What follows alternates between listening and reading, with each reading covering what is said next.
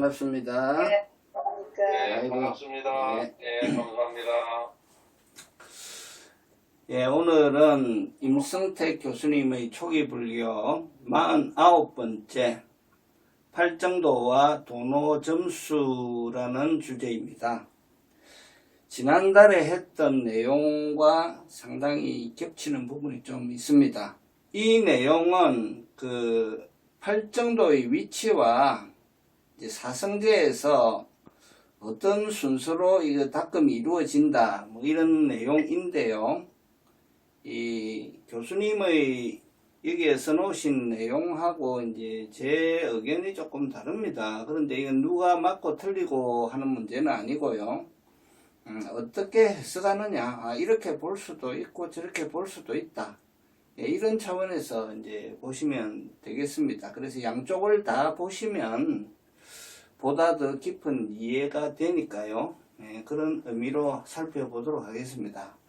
우선은 본문의 내용을 쭉 한번 보고요. 그 다음에 이제 제가 어떤 점이 조금 문제가 있다고 생각하는지 그런 것들을 말씀을 나누어 보도록 하겠습니다. 그러면 본문 내용을 한번 볼게요.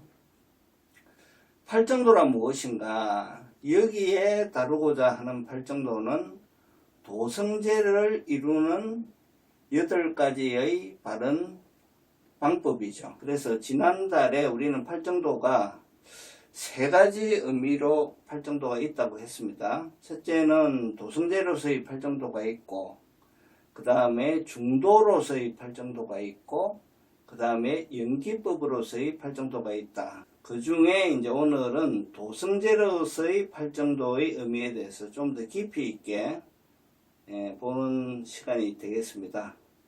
자, 본문의 내용 보시면은 팔정도는 아시다시피 바른 견해, 바른 의향, 바른 언어, 바른 행위, 바른 삶, 바른 생활이죠. 그리고 바른 노력, 바른 사띠, 바른 삼매, 사마디, 이 8개가 팔정도이다.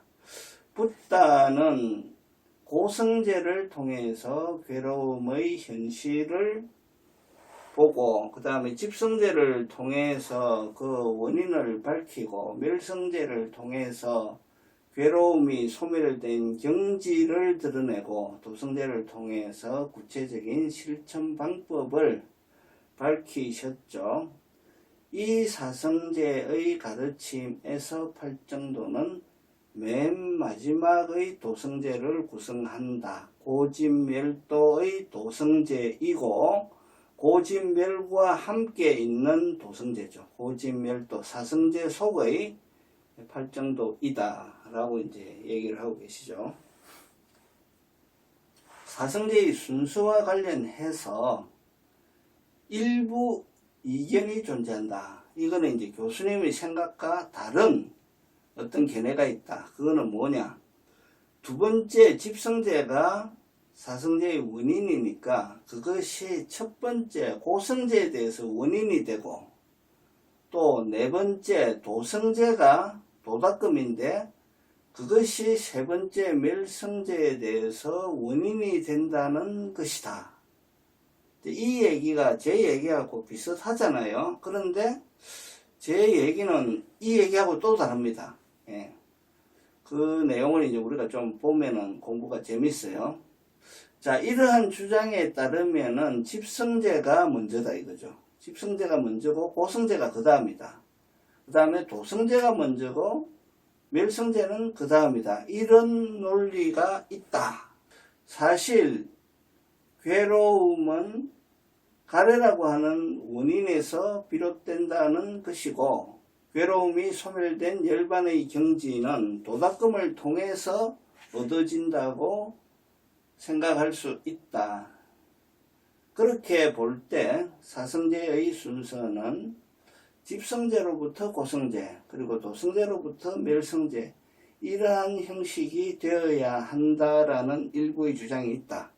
그래서 고진멸도가 아니고 집고 도멸, 이렇게 해야 맞다라고 하는 주장이 있다. 근데 이 주장이 교수님은 틀렸다. 이제 이런 얘기죠. 이렇게 하면 안 되고 고진멸도가 맞다. 그래서 이제 이 두 주장을 지금 이제 본문에서 드러냈습니다. 그러나 사성제의 실천에 관한 초기 불교의 전형적인 가르침은 다음과 같다. 누각의 아래층을 짓지 않고서 위층을 짓겠다는 것은 도리에 맞지 않다. 그러하듯이 비구들이여 고성제를 있는 그대로 여실히 알지 못하고 또 집성제를 여실히 알지 못하고 멸성제를 여실히 알지 못하고 도성제를 있는 그대로 여실하게 알지 못하고서 괴로움을 바르게 종식시키겠다고 주장하는 것은 도리에 맞지 않다. 그래서 이 말씀은 고진멸도로 순서대로 차차 이렇게 내려와야 된다는 거예요. 그래서 이게 고성제가 완전히 알아질 때 집성제가 되고 집성제가 될 때 멸성제가 되고 멸성제가 될 때 도성제가 된다는 게 이제 교수님이 여기서 말씀하시는 바예요. 그것이 상유타 니까야에 나와 있다라고 하는데 이 상유타 니까야가 뭐냐면 초전법륜경입니다. 상유타 니까야 56의 그 11번째 경에 보면은 그게 초전법륜경인데 초전법륜경의 순서가 이렇게 설명을 했기 때문에 우리는 이 순서대로 따라야 된다라는 게 이제 교수님 말씀이시죠. 이렇듯 사성제의 순서는 고성제로부터 시작하여 집성제와 멸성제를 걸쳐 도성제에 이른다. 즉 사성제의 순서대로 닦아야만 한다. 라는 주장입니다. 이 주장이 일리는 있는데 이렇게만 주장하면 또 안 된다는 거예요. 제 얘기는. 그 얘기는 무슨 얘기인지 이제 우리가 좀 더 살펴볼게요. 자, 붓다는 이러한 순서를 엄격하게 고수하였다. 또한 그 자신에게도 그대로 적용하였다.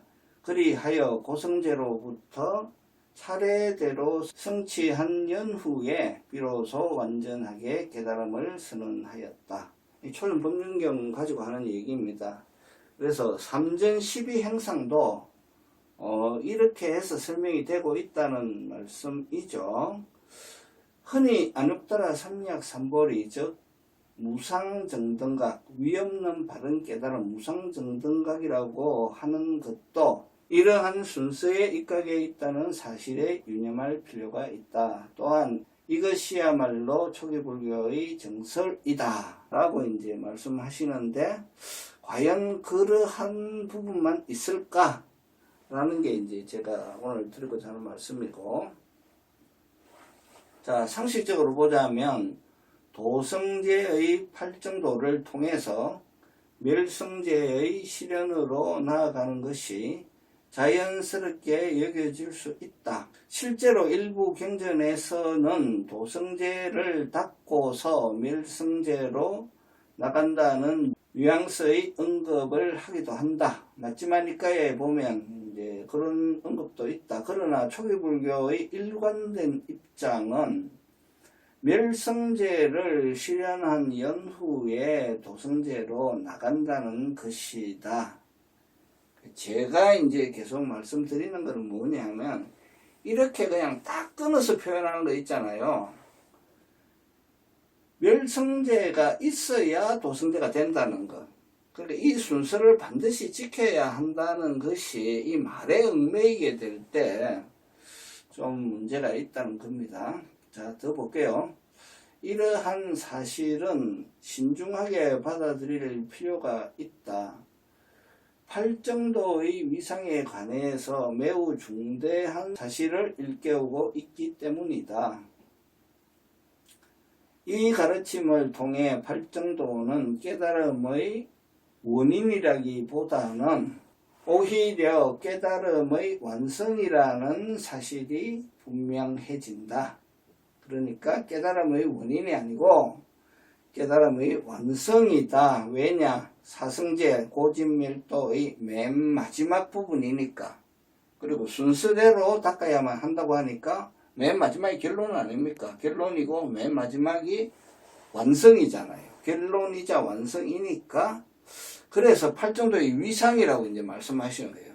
팔정도의 위상을 제대로 지키려면 이 순서를 지켜야 된다라는 말씀이죠. 도성제의 팔정도가 사성제의 최후에 등장하는 데에는 납득할 만한 이유가 있다. 바른견해, 바른의향 등으로 구성된 팔정도는 담심이라든가 성냄 따위에 매이지 않는 상태에서만 온전하게 수행될 수 있다.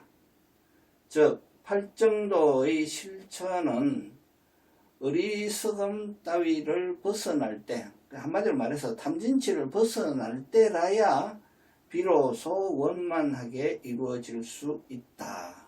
따라서 팔정도는 범부의 차원을 벗어난 흐름에 든 자, 즉 수다원이죠. 즉 수다원의 경지로 언급되기도 한다.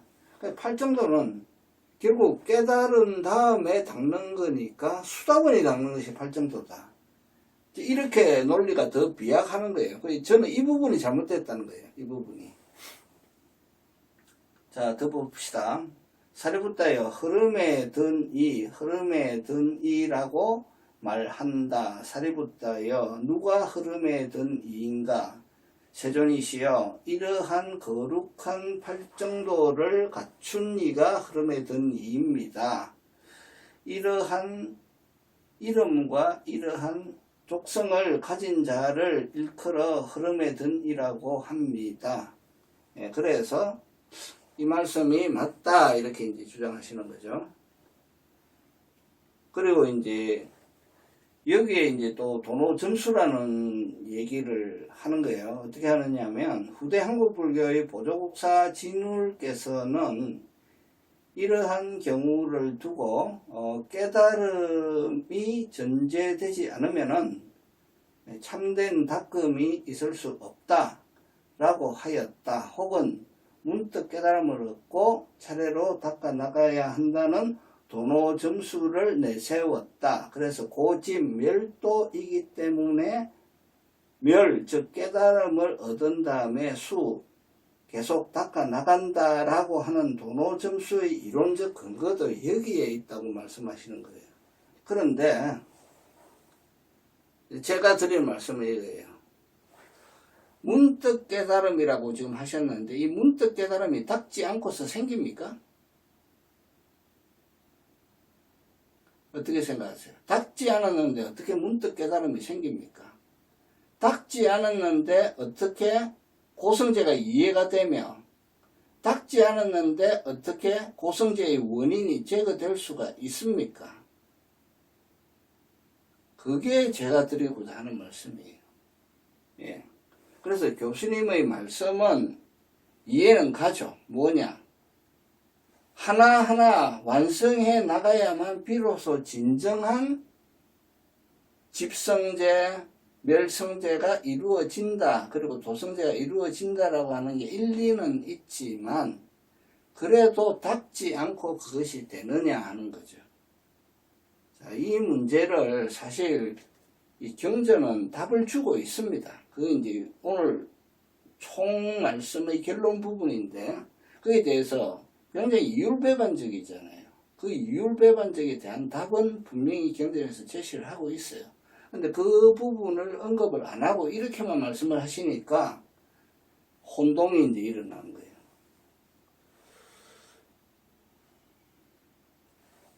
자, 멸성제가 전제되지 않은 팔정도는 뿌리를 제거하지 않은 채 돌로 풀을 덮어서 누르는 것과 같은 억압행위일 수 있다. 멸성제를 실현한 연후에 닦는 팔정도란 번뇌로부터 벗어난 상태에서 행하는 닦음이다. 그래서 진짜 닦음이 일어나려면 깨달음이 선행이 되어야 한다라는 것을 이제 강조하다 보니까 앞에 말씀하신 것처럼 깨닫지 않으면은 도닦음이 없다라는 그러한 논리적인 경직성, 논리적인 비약이 일어날 수가 있는 거죠. 그래서 그 말 그대로만 받아들이면 상당한 오해의 소지가 있다는 말씀이죠. 그래서 여기 이제 결론 부분에는 이렇게 됐어요. 깨달음을 얻은 연후에 팔정도를 닦으면 그것은 번뇌로부터서 벗어난 상태에서 행하는 닦음이니까 이것은 이미 범보의 차원을 벗어난 것으로서 닦음이 아닌 닦음이라고 말할 수 있다. 그렇죠. 실제로 깨달음을 이룬 이후의 닦음은 그 전의 닦음과 많이 다르죠. 그래서 이 구절을 볼 때 이제 그 육조단경이 생각이 많이 났어요. 유명한 내용이니까 뭐 한번 보면 이렇죠. 신수대사가 글을 썼잖아요. 몸은 보리수요, 마음은 맑은 거울이라서 부지런히 갈고 닦아서 때묻지 않게 하라. 굉장히 좋은 말씀이잖아요. 그게 이제 현흥대사가 답글을 쓴 거죠. 깨달음에 본래 나무가 없다. 그리고 맑은 거울 또한 받침대가 아니다. 본래 한 물건이 없는데 어느 곳에 티끌이 앉겠느냐 라는 거니까 이 닦음이라고 하는 것도 완전한 깨달음에 이르면은 닦을 게 사실 있습니까? 닦지만 그렇다고 안 닦는 건 아니죠. 닦지만 닦는 게 아니다는 말이 이제 성립되는 거예요. 닦지만 닦는 게 아니다. 자, 그래서 지금 오늘 그 논점을 조금 한번 다시 정리를 해 볼게요. 자, 교수님이 오늘 논의를 전개함에 있어서 인용한 것은 초전법륜경에 나오는 3전 12행상이에요. 내용은 이미 말씀을 드렸지만 이거죠. 자, 고성제는 뭐냐? 자, 이것이 괴로움이야. 이 괴로움은 닦아야 돼. 그래서 나는 닦았다. 그 다음에 집성제는 이것이 괴로움의 원인이야. 이 원인은 나는 끊어야겠다. 그래서 나는 끊었다. 멸성제는 이것이 괴로움이 소멸이다. 이것이 괴로움의 소멸이다. 이 소멸은 반드시 이루어져야 된다. 그래서 나는 소멸했다. 이게 멸성제고요. 도성제는 이것이 괴로움의 소멸에 이르는 도닦음이다. 이 도는 닦아야 한다. 그래서 나는 닦아서 마쳤다. 그래서 이것이 이렇게 전개가 되는데, 자, 이것은 이제 사성제를 설명하는 구조인데 이것을 엄격하게 지정되어 있는 성취의 순서로만 고집하면은 좀 문제가 있다. 이게 이제 오늘 가장 중요한 논점입니다. 그래서 팔정도라고 하는 거는요, 팔정도는 아시잖아요. 깨달음의 여정이 시작된다고 할 때 그 여정의 시작부터 팔정도예요. 시작부터 팔정도고 끝날 때까지 유여열반, 무여열반에 이를 때까지가 다 팔정도죠. 그래서 삶 자체가 팔정도인 거예요. 그렇게 이걸 봐야지 고집멸도 속에 묶여가지고 맨 마지막으로만 존재하는 팔정도는 아니다 이거죠. 이거는 우리가 분명히 알아야 됩니다. 그래서 팔정도는 처음부터 끝까지 가는 것이다.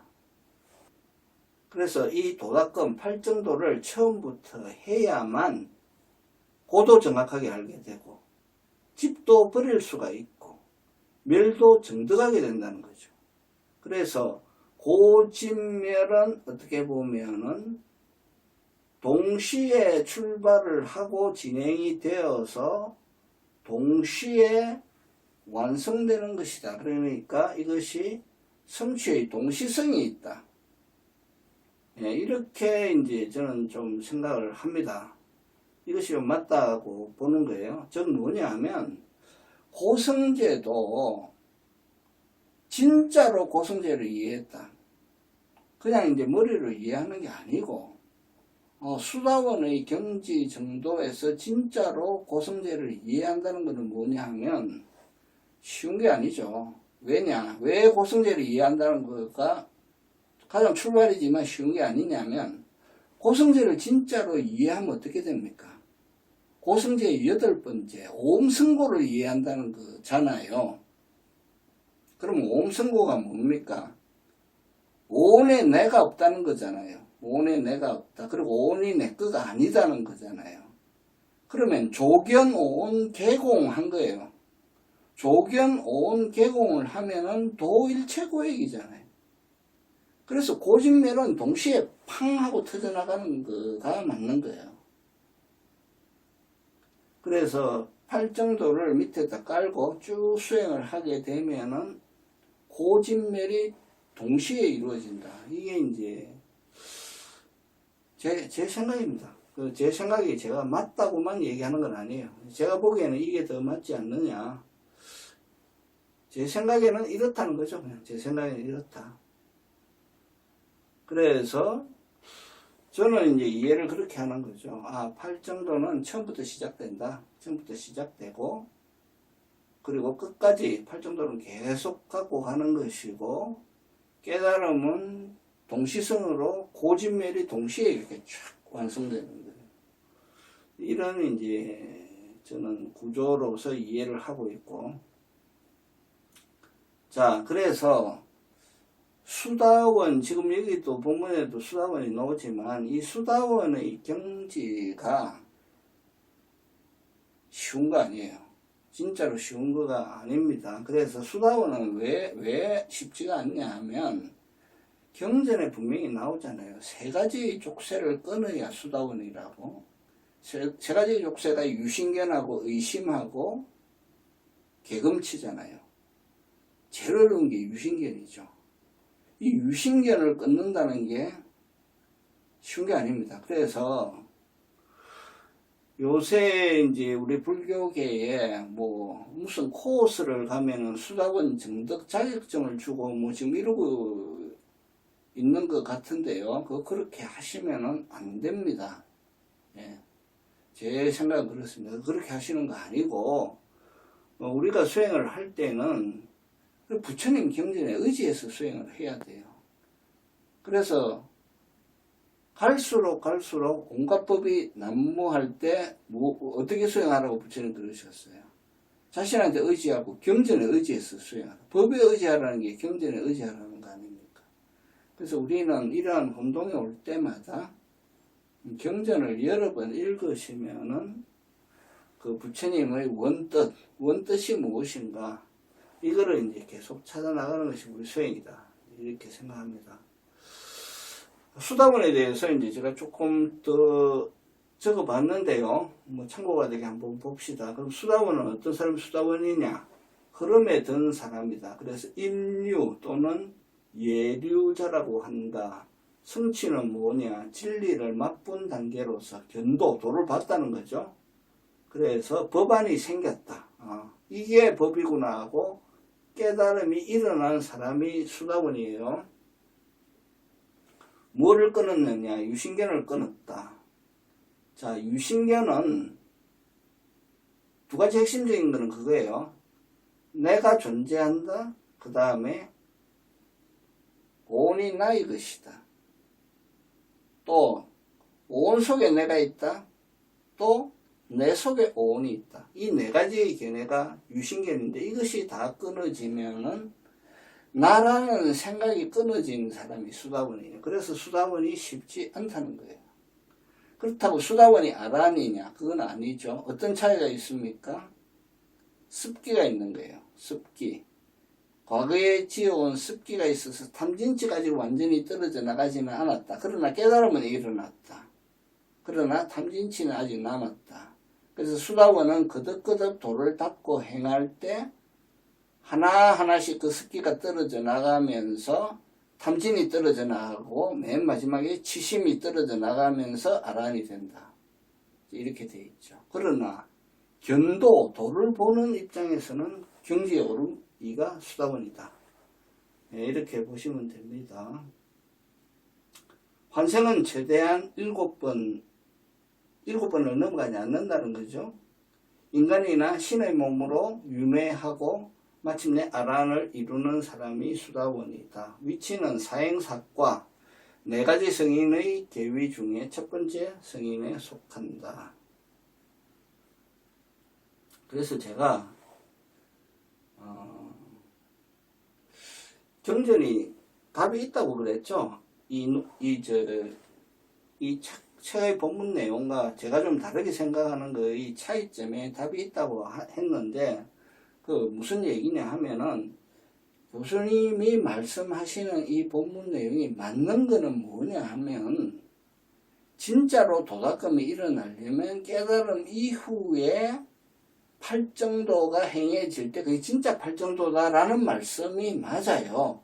그 말씀은 맞는데, 그러나 깨닫지 않은 상태에서는 그럼 팔정도가 없느냐, 팔정도를 안 닦아야 되느냐 하는 그에 대해서는 제 얘기가 맞다는 거죠. 그래서 이 해결책이 있다고 하는 것은 뭐냐 하면, 위대한 40가지경 맞지만 이까야 117번을 보시면은 8정도의 수행을 딱 나누어 놨어요.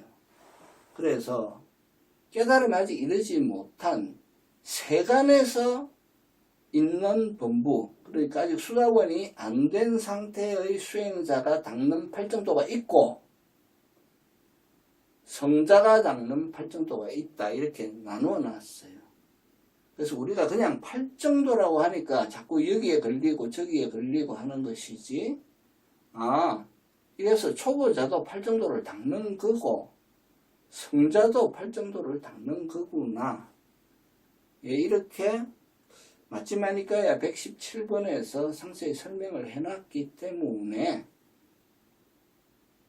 제 말도 맞고 여기 교수님 설명처럼 차례차례 이렇게 해서 진짜 8정도 닦을 때는 깨달음을 바탕으로 닦아야 된다도 맞고, 깨달음이 아직 안 된 상태에서도 8정도는 닦아야 된다도 맞는 거예요.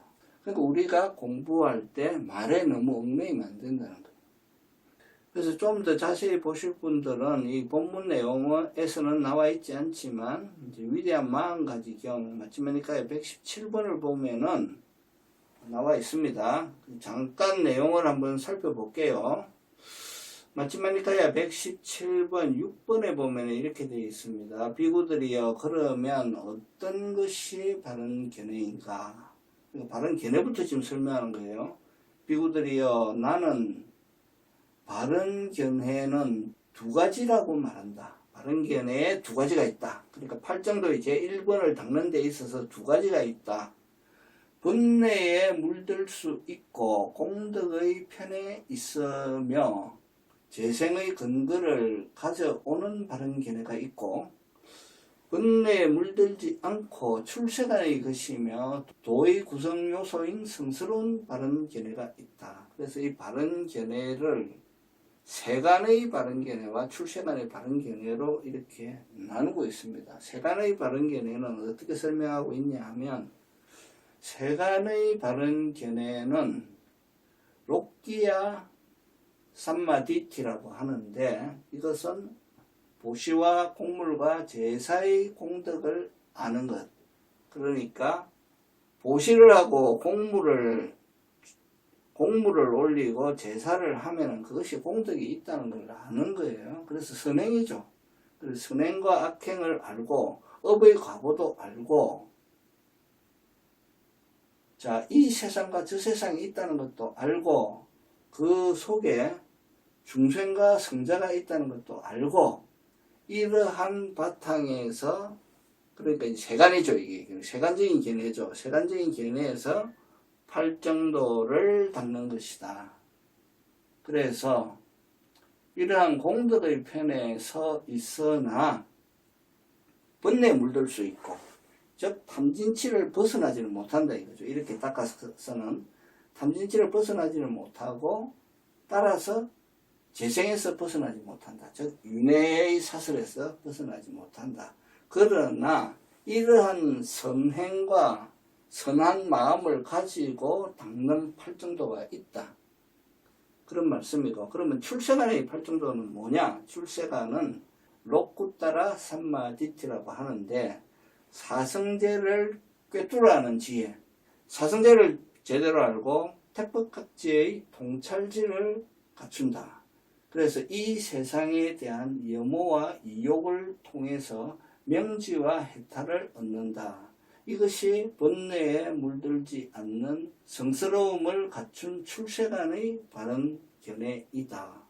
그러니까 이제 앞에와 이제 차원이 좀 다르죠. 이거는 이제 깨달음을 얻은 수다원의 경지에서 이제 닦는다는 말씀입니다. 자, 그래서 이게 이제 이 마치마니카의 117번을 보시면 지금 이제 바른 견해에 대해서 말했지만 그 팔정도 하나하나에 대해서 다 이렇게 얘기를 하고 있어요. 얘기해서 팔정도는 세간적인 차원에서도 팔정도를 닦고 출세간적인 차원에서도 팔정도를 닦는다. 이렇게 설명이 되어 있습니다. 그러면 앞에서 이제 이 논점이 되는 것이 다 두 개가 다 수용이 되잖아요. 깨달음을 일어나지 않았을 때도 이러한 세간의 팔정도를 닦는구나. 그래서 무르익어 가지고 깨달음이 일어나면 성자의 팔정도를 닦는 거예요. 성자의 팔정도를 닿으면 그 다음에 어떻게 됩니까? 칠각지가 완성되잖아요. 칠각지가 완성되면 명지와 해탈이 일어나 가지고 성자의 윗단계, 마지막 단계로 점점 올라가서 마지막 단계에 이제 이르게 된다. 이렇게 되죠. 그래서 이것은 오늘 한 내용은 그 전체적인 이해에 관한 부분입니다. 전체 이해에 관한 부분인데 왜 중요하냐면 이렇게 좀 이해를 해야 돼요. 그래야만 이 많은 질문을 받을 수가 있어요. 많이 묻잖아요. 우리가 불교 공부를 좀 했다 그러면 뭐 물어보잖아요. 후배들이 물어보고 또 뭐 동기들이 물어보고 또 선배들과 또 토론을 할 때 이런 관점이 있거든요. 이런 관점이 있을 때 이거는 이런 관점이구나. 이거는 저런 관점이구나. 이렇게 이해의 폭이 넓어지는 거죠. 그러니까 도노 동수와 도노 점수도 제가 보기에는 그래요. 이것이 맞고 이거는 틀리다 하는 문제가 아닌 거예요. 그 도노 점수의 문제도 오늘 우리 살펴본 내용과 같잖아요. 깨달음이 일어났어. 오온이 공해. 오온이 공한데 내 습기는 남아있단 말이에요. 그 오온이 공하다는 걸 알았으면 모든 게 다 끝나고 그 다음부터 아무것도 안 해도 되느냐? 그렇지 않죠. 내 습기가 남아있고 업이 남아있잖아요. 그러면 그것이 올라올 때마다 계속 닦는 거죠. 계속 닦는 것이니까 도노 점수가 맞다. 그렇죠. 그래서 깨달음이 일어난 사람이 닦는 것과 깨달음이 일어나지 않은 사람이 닦는 것은 다릅니다. 깨달음이 일어나지 않을 때는 화가 올라오면은 10분간 정신없이 싸우잖아요. 그렇지만 깨달음이 있는 수다원은 그렇지 않죠. 수다원은 올라오면 바로 알죠. 습기가 올라왔다는 걸 바로 알고 바로 제압하잖아요. 그게 수다원이죠. 그게 수다원의 도닥금이에요. 그래서 저는 개인적으로 3초라고 생각합니다. 탁 올라오면 바로 보고 바로 제압해야 돼요. 그러지 않고 10초를 정신없이 탐진치에 휘둘렸다 하면은 벗어난 거예요. 벗어난 거니까 항상 그런 점을 유의해서 자기를 되돌아봐야 된다. 이제 이런 생각이고, 그 다음에 깨달았는데 엄청나게 세게 그게 탁 와가지고 그 남아있는 탐진치가 거의 작동을 안 할 정도로 무력화시켰다. 이런 수행자들도 있죠. 그런 분들은 수다원을 이룬 다음에도 그 윗단계 사담과 안함으로 가는 게 굉장히 빠르죠. 굉장히 빠르기 때문에 이런 분들은 굉장히 강하게 제압한 거예요. 강하게 제압했기 때문에 이런 분들은 도노하면서 그냥 돈수가 되었다. 그러니까 닦을 게 거의 없을 정도로 완벽하게 다 닦았다. 이 얘기는 못하지만 깨달았는데 닦을 게 거의 없을 정도로 사람이 바뀐 게 되면 저런 분들은 도노 점수라기보다는 도노 돈수라고 하는 게 맞겠네. 이렇게 하면 되는 거예요. 그러니까 사람마다 다 다르고 관계마다 다 다르기 때문에 길은 이 길밖에 없다라고 이제 하면 안 되는 거죠. 이럴 수도 있고 저런 경우도 있다. 이런 게 두드러질 때는 뭐 이게 더 가까운 거고 저게 두드러질 때는 저게 더 가까운 것이다. 그래서 고진멸도의 순서대로 이게 특히 이제 그 멸과 도의 부분, 즉 깨달음이 일어난 다음에 진짜 도학금이 된다라는 걸 강조할 때, 그래서 깨달음이 아주 미약하거나 깨달음과 많이 동떨어진 상태에서 닦는다고 할 때 그게 과연 효과가 있냐, 그게 제대로 닦는 거냐라는 지적이 이제 일어나는 거는 그것도 맞는 얘기고, 깨달음이 없을 때는 닦음이 없다라고 주장하는 것도 그렇게는 또 주장하면 안 된다는 거죠. 예. 그래서 오늘은 어떻든 이런저런 다양한 측면을 지금 얘기한 거예요. 다양한 측면을 얘기했는데, 저는 개인적으로는 8 정도는 그냥, 본부부터, 비록 아라한이라도 육신을 갖고 있는 한, 계속 닦는 거예요. 8 정도는 생활 그 자체가 8 정도예요. 생활 그 자체가 8 정도니까, 8 정도는 처음부터 끝까지 그냥 닦는 것이 8 정도다. 그리고 그 퀄리티에 따라서 세간의 8 정도와 출세간의 8 정도로 나누어서 얘기할 수는 있다. 그러나 8 정도는 닦는 것이다.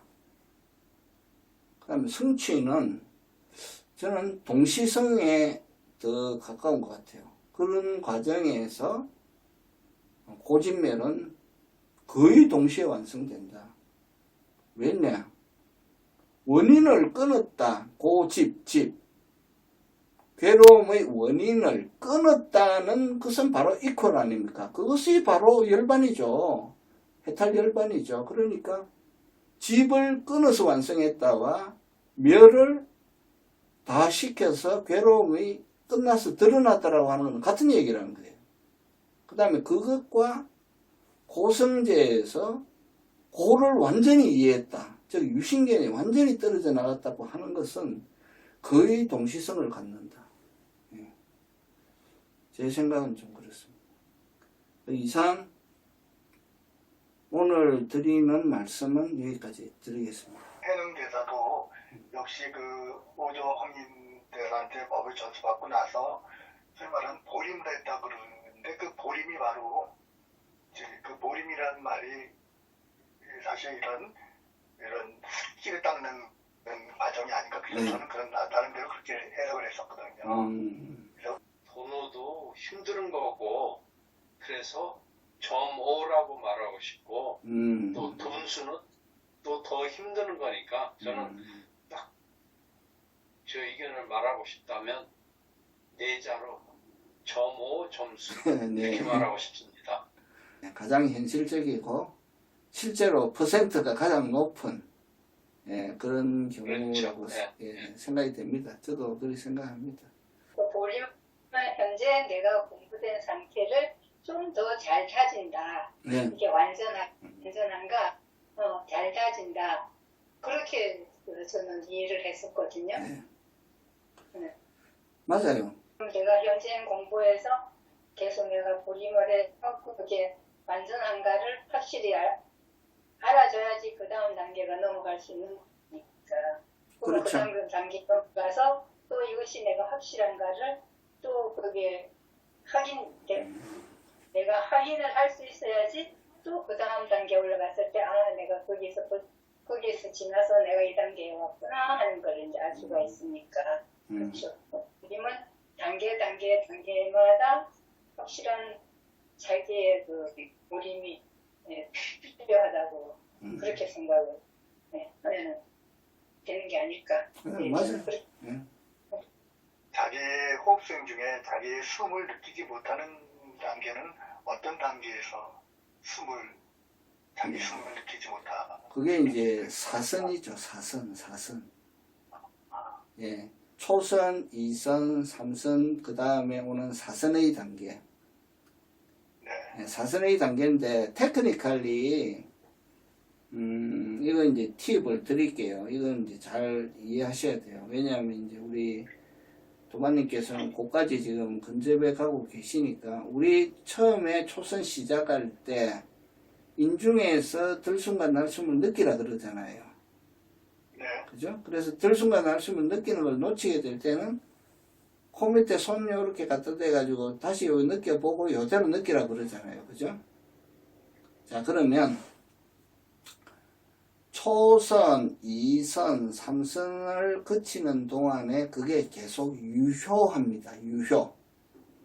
유효하는데 2선 지나고 3선을 가게 되면 그것이 속도가 늘어진다 그랬죠. 속도가 점점 늘어진다. 그 다음에 크기도 점점 줄어든다. 그래서 굉장히 미세해지는 거예요. 미세해진다. 자, 그럼 굉장히 미세해지면 그 미세해지는 과정에서 변함이 없는 게 하나 있죠. 뭐가 변함이 없느냐? 위치. 여기서 느끼라 그랬잖아요. 그죠? 그래서 이 위치는 계속 느끼는데 느끼는 들숨과 날숨이 미세해지면은 맨 마지막 단계에 가면 어떻게 됩니까? 위치만 있고 숨이 없는 거예요. 자, 그래서 몸에서 느껴지는 삐띠도 제가 말씀드렸습니다. 초선의 삐띠는 몸의 동작이 있어요. 이렇게. 동작이 있다가 2선의 삐띠가 되면 몸의 동작은 서고 몸의 동작은 없어요. 거의 없고 울렁울렁하는 형태로 삐띠가 있다고요. 울렁울렁하는 형태로 삐띠가 있다가 그 다음에 울렁울렁이 스탑하면서 마치 미세전류가 흐르듯이 찌르르 행복한 그 수카 물결이 반짝반짝 하듯이 미세전류가 흐르듯이 아주 그러한 형태의 해피니스, 행복감으로 바뀌다가 그것도 멈추는 순간이 되면은 모든 게 고요해진다. 모든 게 고요해지고 그때쯤 되면은 호흡이 잡힐 듯 안 잡힐 듯 해요. 그때 이 잡힐 듯 안 잡힐 듯 하는 호흡이 어디 갔니? 라고 두리번거리면 안 된다. 두리번거리면 안 되고 그대로 놓아버리고 인중에만 딱 들어가는 거예요. 그러면은 호흡이 있건 말건 인식이 안 되는 거예요. 호흡이 인식이 안 되고 뭐만 있느냐? 그 인중 부분에 모여있는 에너지만 있는 거예요. 에너지만. 그게 이제 원 포인트니스. 심일경성만 있는 거죠. 그래서 사선에 근접하면은 호흡을 놓아버려라. 호흡을 놓아버리면 어떻게 되느냐? 지가 있다가 없다가 하다가 없어진다. 내가 없애는 게 아니라 자연스럽게 없어진다. 없어지고 인중이라고 하는 한 포인트만 갖고 있는 거예요. 그 집중되어 있으면 감지되고 호흡이 입출이 나한테는 전혀 없는 상태로 들어가는 거죠. 이해가 좀 되셨습니까? 예, 감사합니다. 네. 그래서 이제 사선에 들어가시면은 일단 몸이 움직이질 않아요. 몸이 굳어 있든지 아니면 없든지 둘 중 하나의 상태가 되고 그 몸의 동작이 없고 삐띠와 수카도 없어지죠. 삐띠도 없고 수카도 없고 고요한 가운데 집중만 있는 거죠. 그 집중만 되어 있는 그런 상태가 되면은 집중되어 있는 것만 있구나 하는 걸 알아요. 그러면 그대로만 있는 거예요. 그대로만 그 고요한 상태에 머무르게 되면은 사선이 이제 성립하는 거예요. 예. 그래서 굉장히 근접해 가고 계시니까 계속 하시면서 뭐 조금이라도 뭐 이상한 점 질문할 게 있으면 오늘처럼 법담 시간에 서로 의견을 나누시면 됩니다. 부처님께서 이런 말씀을 하셨잖아요. 이 세상에는 여러 가지 법이 있다. 여러 가지 법들이 있는데 그 중에서 어떤 거를 부처님 법으로 생각해야 되느냐. 그럴 때 이제 사성제하고 팔정도가 있으면은 거기에 내 법이 있다. 이렇게 맞습니다. 말씀하셨잖아요. 예. 네. 그 부처님의 그 열반경, 대열반경에 사성제가 살아있느냐. 그 사람들이 주장하는 이론에 그 수행적인 측면에서는 팔정도가 있어야 되고 교학적인 측면에서는 사성제라고는 하지만 핵심적으로 표현해서 우리가 말할 때에는 삼법인이에요. 무상과 고와 무아가 그 법에 있느냐 봐서 있으면 부처님의 제자가 맞는 것이고, 자, 그러면 오늘 그냥 마치도록 할까요? 네. 예, 그럼 다음 주는 명상법회니까 예, 그때 뵙도록 하겠습니다. 감사합니다. 예, 들어가십시오. 감사합니다. 예, 수고하셨습니다. 네. 예, 수고하십시오. 예.